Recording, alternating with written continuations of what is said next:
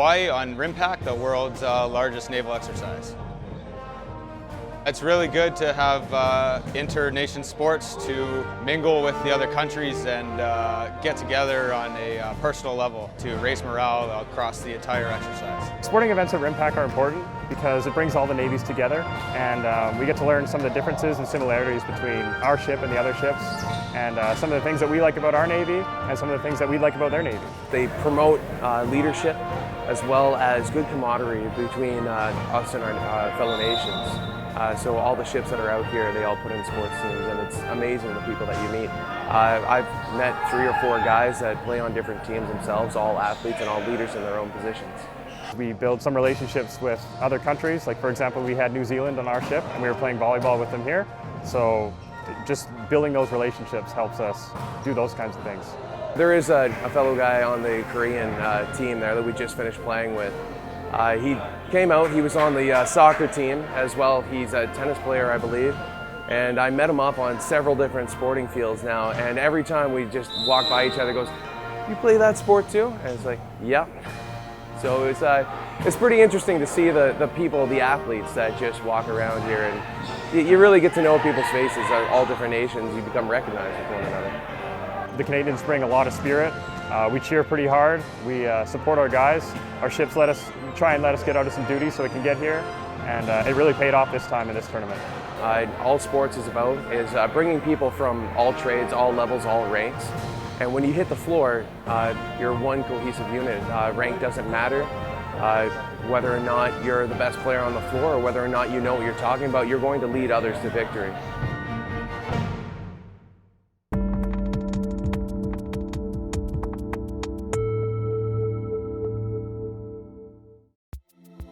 My buddy Omar called me February, March timeframe of this year with influx of Syrian refugees.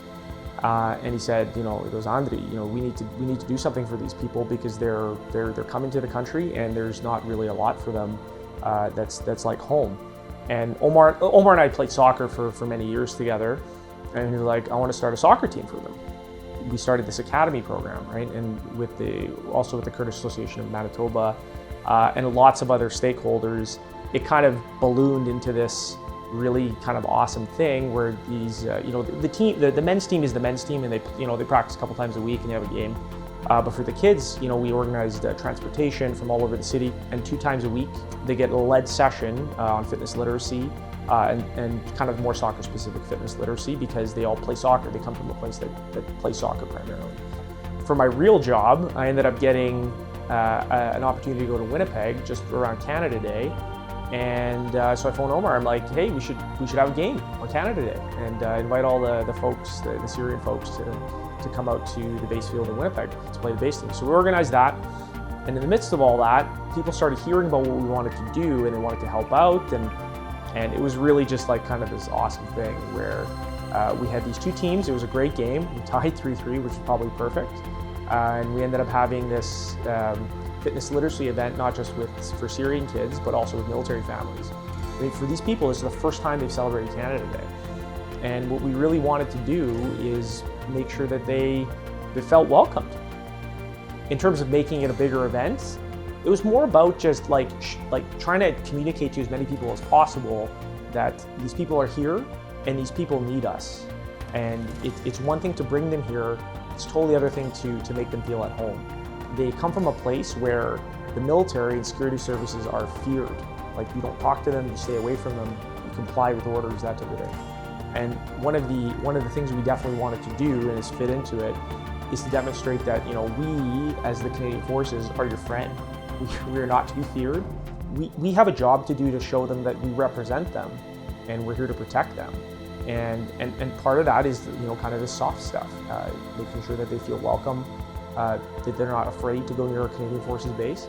And let's be honest with ourselves, on the flip side of things, it's also very, very important to make sure that Canadian Forces people understand that these are peaceful people. So the better that the 2 sides can understand that, I just think it's going to be a better relationship going forward. Just do our best for other people and really try and bring what we love to them. With these projects and specifically with people that are in more vulnerable places, you can see the impact on them. but you can make impact onto people in more mundane ways. We really have an opportunity to do things for others and apply what we love to one another. And I think when we do that, we'll be a much stronger community.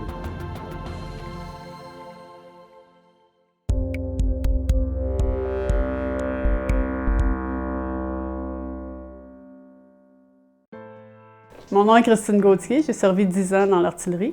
J'ai été blessée en 89 pendant un entraînement piste obstacle. J'ai eu des blessures biomécaniques au niveau du cou, du dos, des genoux, du bassin suite à une chute. J'ai été 10 ans complètement inactive à la maison. Puis en 2008, pour une sortie entre famille et amis, on est allé faire l'essai du kayak de mer.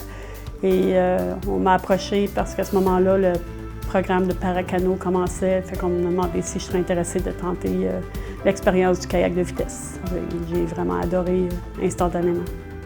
Right away, as soon as I could sit in the kayak, suddenly I was equal again to everybody else. Nobody knew I was in a wheelchair, and just floating there, I felt a feeling of freedom. Sitting down in the middle of the lake, I remember just the silence, the nature, and I remember feeling this overwhelming peace. That was really something I think that stays with me since that moment. J'ai suivi avec Sans Limites depuis environ 2009, puis d'avoir eu l'opportunité de rencontrer tous les autres membres avec leur expérience puis leur nouvelle découverte, une nouvelle avenue qu'ils ont pu expérimenter avec depuis les problèmes qu'on survit.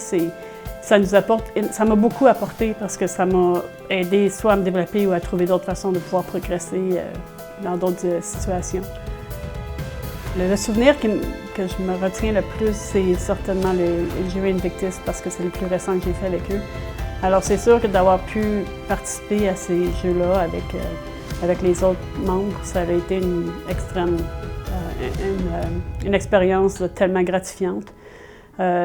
Parce que j'ai pu aussi apprendre avec eux, pas seulement sur l'aspect physique de l'entraînement, mais aussi la préparation sur différents niveaux.